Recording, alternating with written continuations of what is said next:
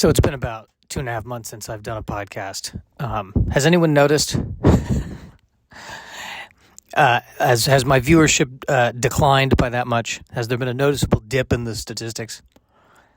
And my mom passed away in November, and since then I just haven't had the urge to record the podcast.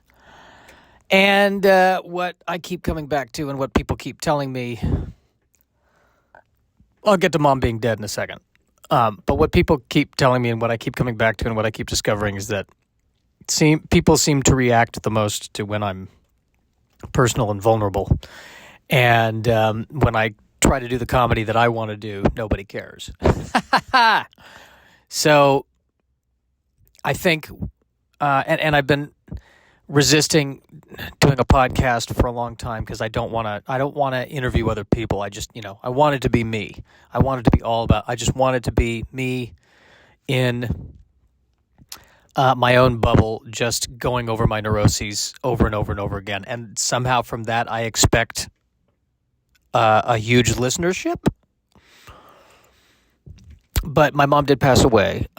She had what we found out towards the end was esophageal cancer. We didn't know at first. She had trouble swallowing in May, and she didn't want to get it checked. And my dad was worried about it, and he kept talking about it when we would talk on the phone. And, I asked my mom about it, and she thought that it had something to do with when she had fallen a few years ago and gotten some concussions, and she thought it was a neurological thing. And she said, some days it was worse and some days it was better. And so naively, I thought, well, if it's some days it's worse and some days it's better, maybe she knows. And it turns out she didn't know, or she did know, and she didn't want to tell us about it. But basically, one day in mid-November, she stopped being able to swallow anything. And then a couple days after that, she started speaking in gibberish. So they called the ambulance, took her to the hospital, and they found the cancer, and she had a brain infection. And they don't even know how she got the brain infection, but they think it was related to the cancer. And we all, I was on a conference call with the doctor and my dad, and we all kind of very quickly came to the realization that there was not much that could be done. They could try to remove the esophagus, and then she would need a feeding tube, and we all thought she's not going to want to live like that. And to deal with the brain swelling, they would have to drill into her head, and she was too weak for that surgery. So the feeling was, all right, let's just let her go. So they took her to the hospice. And I flew in on, I think that Monday, or was it Tuesday? I think I flew in on that Tuesday, and she died the next day, on Wednesday. So we were there at the hospice all day. We went home. We came back the next day, and she died that night. Very fast.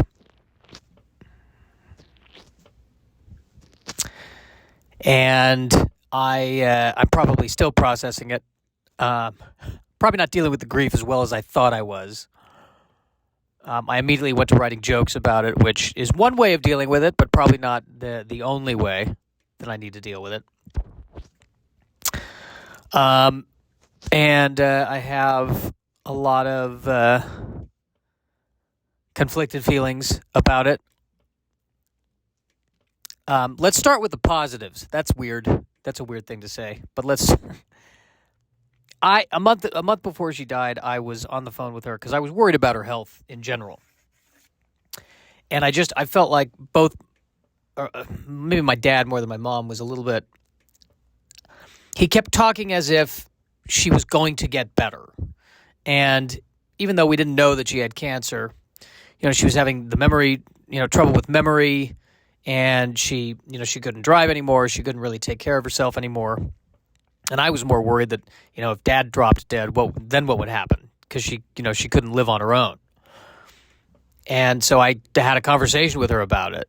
And I was, kind of laid it out saying, well, this is this is what would have to happen, and this is how much money, and let me know what you want to do. And she said, I'll think about it. Give me until the spring. And now my dad thinks that she knew that she was dying this whole time. So if that's true, when she said, give me until the spring, that was talk about kicking the can forward.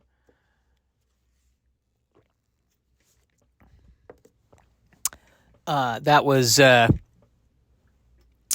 sure. Give me until the spring.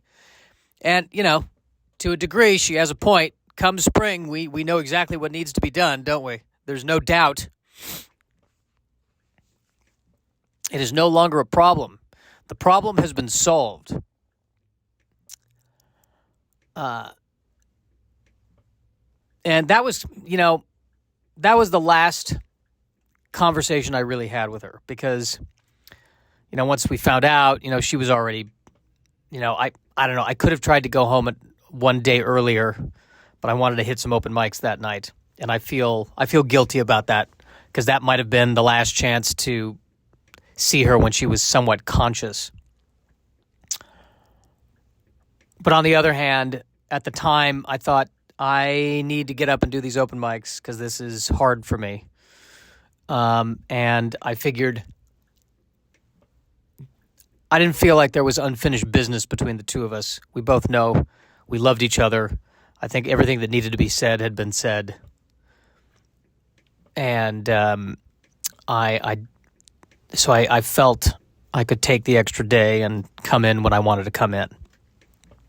And I'm sure that'll only, cause me guilt for the next 50 years of my life. 50s, that's Johnny Positive over here, 50 more years? Really?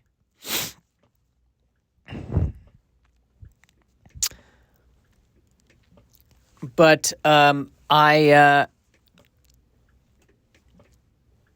think, though,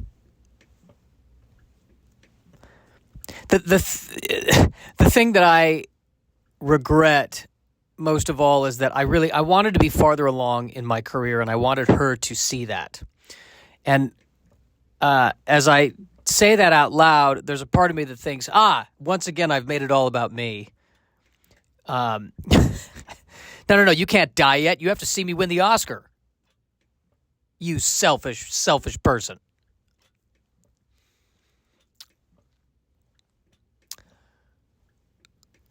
But, yeah, I'm beginning to realize that when I'm vulnerable, that's when people seem to respond best. And that's what I tell everybody else to do. Why am I not taking my own advice with my own career? Why am I getting in my own way with my own career? I want her death to not be meaningless. And I think for me that means I have to get out of my own way. That's what she would want me to do.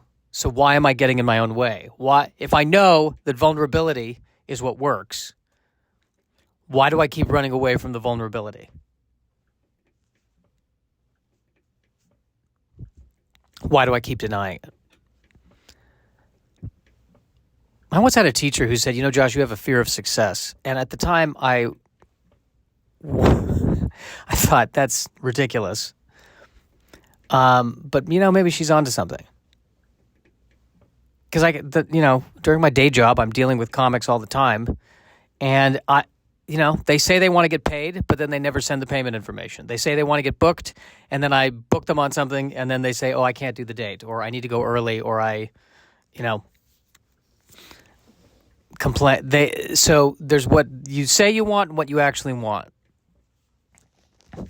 And so if the vulnerability is what's working, and I keep not going in that direction, what do I really want?